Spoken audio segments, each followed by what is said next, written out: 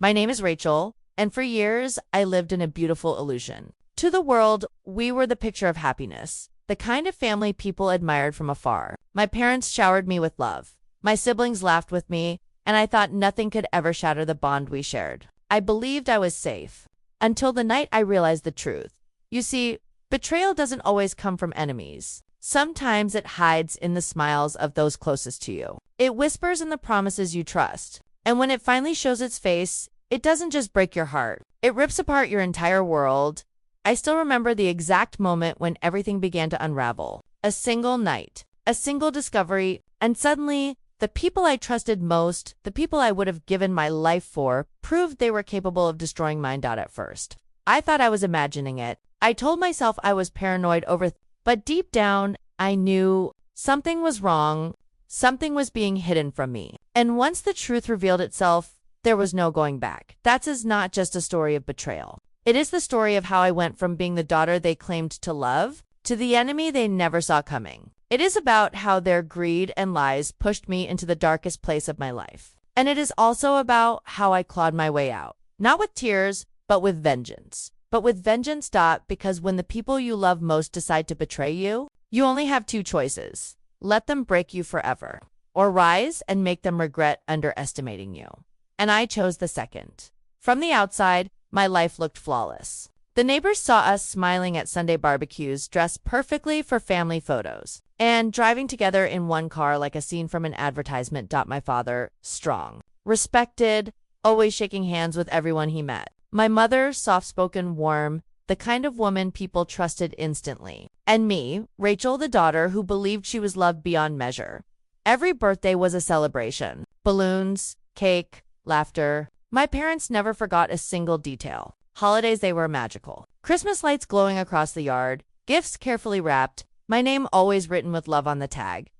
We had traditions. Friday night dinners where we'd sit around the table, passing dishes, talking about our week. Movie nights where my siblings and I would fight over popcorn until mom laughed and told us to share.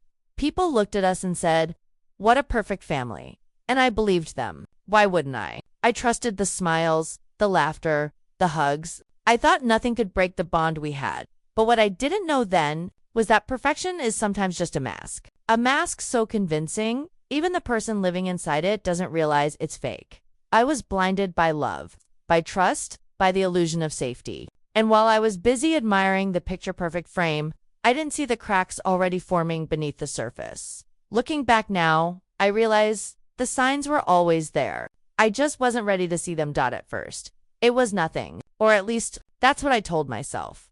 A sudden silence when I walked into a room, whispers that died the moment I appeared. Papers shoved quickly into drawers, phones turned face down. It felt strange, but I convinced myself it was nothing. You're overthinking, Rachel, I told myself. Families don't keep secrets, but the signs kept multiplying. I'd walk into the kitchen and find my parents speaking in low voices. The second they saw me, their smiles would snap back into place as if nothing had happened. My siblings, once open and playful, began exchanging glances I wasn't meant to notice. Glances heavy with meaning.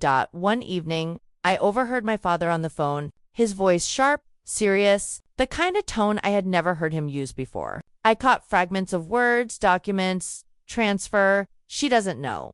The moment I stepped closer, the call ended. He looked at me with that same smile, but this time I felt the chill behind it.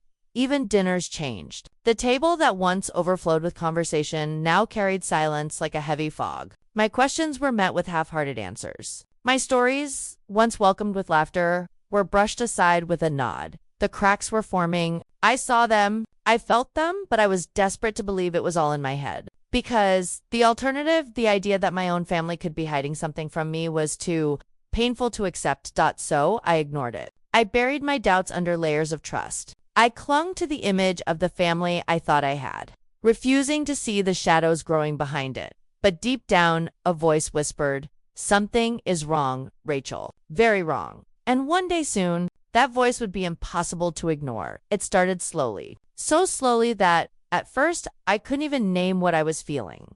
One day, my mother forgot to tell me about a family dinner. Another day, my father avoided eye contact when I asked him a simple question. My siblings began whispering to each other in corners, their laughter stopping the moment I walked in. I told myself it was stress, work, life, anything but what it really was. But the distance kept growing. My mother, once my closest confidant, no longer asked me how my day was. She used to sit with me late into the night, listening to my worries, giving me advice. Now, she barely acknowledged me. Her eyes slid past mine as if she couldn't bear to hold my gaze. My father, once so proud, began speaking to me less and less. Our conversations shrank to one-word answers. And when I tried to bring up the strange feeling I had, the sense that something was wrong, he dismissed me with a smile that felt rehearsed. The house that once felt like home now felt foreign. The laughter, the warmth, the easy comfort, gone. In its place was a wall, invisible, but unbreakable. I began to feel like a guest in my own family, unwanted, unwelcome. It's a strange kind of pain, to live in the same house, share the same table, breathe the same air, and yet feel completely alone. I wanted to scream, to demand answers. But fear held me back. Because what if I was right? What if the family I trusted more than anything really was slipping away from me? Deep down, I already knew. The distance wasn't an accident. It was a choice. And soon, I would find out exactly why they made it. It happened on a night I wasn't supposed to be in my father's study. I had gone in looking for an old novel I wanted to reread. But what I found instead changed everything. The drawer was half open, papers spilling out as if someone had left in a hurry. At first, I told myself to ignore it, but curiosity is a dangerous thing, and mine wouldn't let me walk away. Inside was a folder, thick, heavy. My name was written on the front in small, faded letters. My hands trembled as I pulled it out, my heart racing with an unease. I couldn't explain. I opened it, page after page of legal documents, wills, property transfers, financial accounts, and the strangest part, it was as if I didn't exist. Where my siblings' names were written, mine was missing. Where shares were divided, mine was absent. Where the future of our family's business was outlined, I was invisible. I read the papers twice, 3 times, desperate to understand.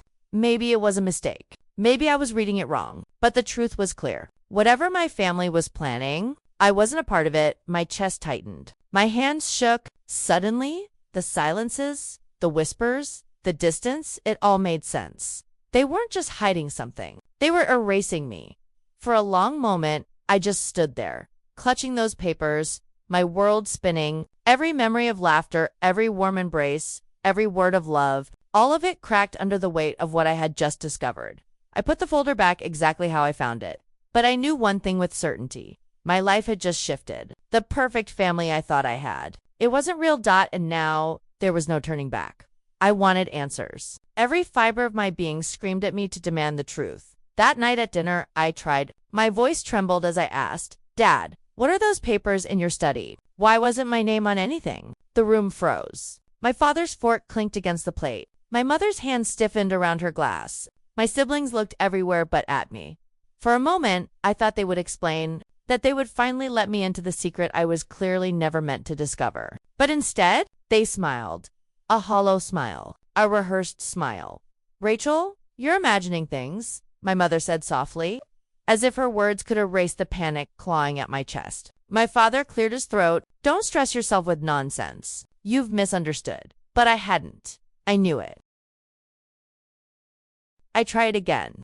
"Then tell me the truth. Why am I not in those documents? Why are you all acting so strange around me?" Silence. They looked at each other, quick, sharp glances that spoke volumes, and then, once again, they dismissed me. "Not now, Rachel," my father said firmly, ending the conversation with finality. The weight of those words crushed me. Not now, not ever. I realized then. They had no intention of telling me the truth. And as I sat there at the same table where we once laughed and shared everything, I felt like a stranger. The confrontation I so desperately wanted, the explanation I deserved, would never come. They weren't just avoiding me. They were hiding something darker than I could imagine. The truth didn't come from their mouths. It came from their carelessness. One night, long after everyone had gone to bed, I passed by the living room and heard voices. My parents, my siblings, low, urgent, almost angry. I froze in the hallway, hidden by the shadows, every nerve in my body on edge. "She can't know." My father's voice snapped. "She already suspects." My mother whispered, "Then we make sure she stays out." My brother said coldly. My breath caught in my throat. Out of where? I leaned closer, praying the wooden floor wouldn't creak beneath me. Rachel doesn't need to be part of this. She ruined everything. The inheritance, the business, the deals. It's better without her. My father declared. My chest tightened so hard I thought my heart might stop. They weren't just hiding secrets. They were cutting me out of the family deliberately, brutally, as if I were nothing. The voices kept coming, sharper, more poisonous. My sister's words burned the deepest. She's too soft, too trusting. She'll never fight back. Better if she's left with nothing. I wanted to burst into the room, to scream, to demand how they could say such things. But I couldn't move. My legs were heavy, my throat tight. All I could do was listen as the people I loved most dismantled me piece by piece. It wasn't just about money. It wasn't just about business. It was about greed. And the belief that I didn't matter. In that moment, my entire world collapsed. Every hug, every I love you, every shared laugh, all of it was a mask. Behind it was betrayal, so sharp. It left me bleeding without a single blade. When their voices faded and the house fell silent again, I stumbled back to my room. My hands shook, my face burned with tears, and for the first time in my life, I knew the truth. I wasn't family anymore. I was their obstacle, their burden, and they had decided to erase me. I locked my bedroom door and sank to the floor, my back pressed against the wood as if I were trying to keep the world out. But how do you shut out betrayal when it's inside your own home? The sobs came without warning, raw, violent, unstoppable. My body shook, my chest ached, my throat burned. I wanted to scream, to break something, to rip apart the walls that held all their lies. But mostly, I just felt empty. I kept replaying their words over and over. She's too soft, she'll never fight back. Better if she's left with nothing. Each sentence carved itself deeper into me, as if they wanted me to remember them forever. The family I trusted with my whole heart had not only betrayed me, they had planned it carefully, coldly, with smiles on their faces during the day and daggers in their words at night. I stared at the ceiling, searching for answers that never came. How do you stop loving the people who raised you? How do you erase the warmth of childhood memories when you know those same people are capable of destroying you? For days, I walked through the house like a ghost.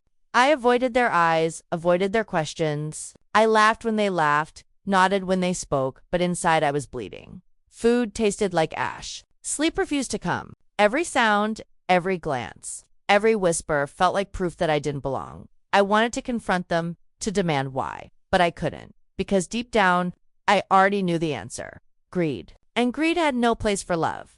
That night, staring into the mirror, I hardly recognized myself. My eyes were swollen, my face pale, but it wasn't the reflection that broke me. It was the thought echoing in my head, louder than their betrayal. If my own family could destroy me, then who in the world could I ever trust again? For days, I let myself drown in the pain. I cried until no tears were left. But somewhere between the silence and the sleepless nights, something inside me changed. Grief slowly turned into fire. Betrayal became fuel. And that voice in my head, the one that once whispered, "You're nothing," started saying something else. "They think you're weak. Prove them wrong." That thought became my lifeline. I stopped breaking. I started planning. I knew I couldn't confront them directly, not yet. They were too confident, too sure of themselves. If I exploded in anger, they'd twist it, make me the problem, the emotional one. No, I needed precision. Revenge had to be silent, sharp, and unforgettable. So I studied them. Every word, every move, every secret. I noticed how my brother bragged about the business deals he thought I knew nothing about. I caught my sister leaving documents unattended, contracts that she assumed were invisible to me. I paid attention to my father's late-night phone calls, his friends who sounded more like accomplices. Piece by piece, I gathered the puzzle. Their empire wasn't as untouchable as they believed. At first, it felt terrifying. But the more I uncovered, the stronger I became. They thought I was soft, harmless. That was my greatest weapon, because no one suspects the quiet one. I started keeping records, photos, copies of documents, voice notes of conversations, a secret archive only I could access. Every detail was a seed of destruction, and I watered them with patience. And then came the mindset shift. I stopped asking, why did they do this to me? And started asking, how do I make them regret it? For the first time since the betrayal, I felt power coursing through me. No longer the victim. No longer the girl crying on her bedroom floor. Now, I was the storm they never saw coming. I promised myself one thing. I wouldn't just fight back. I would take everything they tried to steal from me. And when I was done, they wouldn't just lose their fortune. they'd lose the comfort of ever underestimating me again. Because betrayal may have broken my heart, but it also sharpened my mind. And revenge would be the cure. I didn't rush. Revenge isn't about fury, it's about timing. I moved like a shadow, quiet, patient, and unseen. First, I weaponized truth. Every document I had copied, every recorded conversation, every suspicious transfer, I organized them like evidence in a trial. Details matter. Dates, names, amounts, little crumbs that, when joined, formed a damning picture. Then I picked my targets, not people, but lies. Their pride, their public reputation, the things they hid behind. I started small, an anonymous tip here, a single, carefully worded email there. Not threats. Facts, cold, verifiable facts they couldn't laugh away. I let the right people find the things I wanted revealed. Journalists who chased stories, an accountant who double-checked numbers, a regulator who took a complaint seriously. I never showed my face. I never made a scene. I merely nudged the dominoes at home. I played the part they expected, quiet, hurt, harmless. I let them underestimate me. They smiled and carried on. That smile was my cover. Their arrogance was my ally. When legal pressure began to mount, I stepped up the heat. Hidden accounts came to light. Contracts with suspicious clauses were exposed. Friends who once sided with them started asking uncomfortable questions.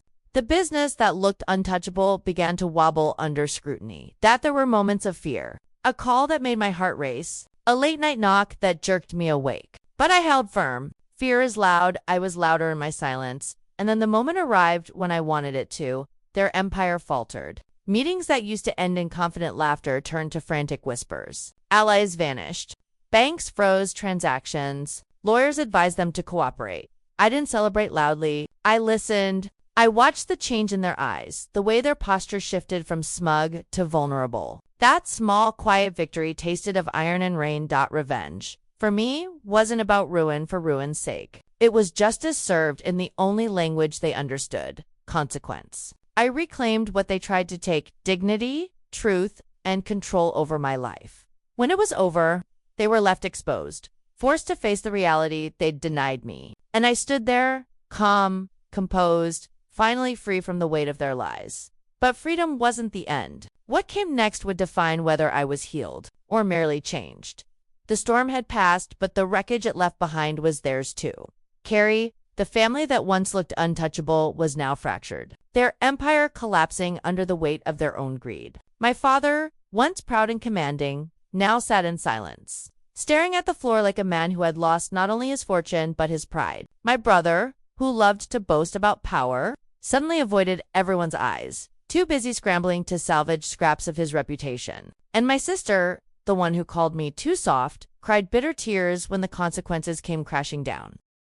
For the world outside, it was simple. Justice had caught up with them. But for me, it was more personal. Watching their downfall wasn't about gloating, it was about balance being restored. The whispers in town shifted. People who once envied our perfect family now spoke in hushed tones about betrayal, greed, and karma. And in those whispers, my name was no longer a shadow. It was a warning, proof that even the quietest one in the room can carry the sharpest sword. Did it heal me completely? No. Betrayal leaves scars. Even as they paid the price, a part of me still mourned the family I thought I had. But the difference now was choice. I wasn't powerless anymore. I had faced the fire and come out stronger. Justice wasn't just about them suffering, it was about me reclaiming my voice, my strength, and my future. And as I walked away from the ruins of their lies, I carried nothing from them. No money, no inheritance, no ties. Just the knowledge that I had survived, and that survival itself was my victory. When I look back now, it feels like two lives. The one before betrayal, and the one after. Before, I was naive. I believed love was enough. That family was unshakable. That trust was unbreakable. But betrayal taught me the harshest truth. Sometimes the people you love most are the ones who sharpen the knife. And yet, I don't regret discovering the truth. Because the moment I saw their darkness, I also discovered my own strength. Revenge wasn't about destroying them, it was about rebuilding me. It was about proving to myself that I wasn't weak, that I wasn't disposable, that I had power even when they tried to strip it away. If you've ever been betrayed, you know the pain. The nights you can't breathe, the way your heart questions everything. But let my story remind you of this. Betrayal doesn't end you. It shapes you, And sometimes the greatest justice isn't in what they lose, it's in what you become. I am not the broken girl crying behind a locked door anymore. I am the woman who rose from betrayal, carried scars with pride, and turned silence into strength on. If they ever think of me again, it won't be as the sister or the daughter or the victim. It will be as the storm they never saw coming. And that was my story. Rachel's story. If you felt my pain, my strength, or my revenge, then don't just leave silently. Hit that like button to show your support, and don't forget to subscribe so you never miss the next chapter of my journey. Because trust me, there are more secrets, more betrayals, and more storms yet to come. This is Rachel, signing off. Until next time,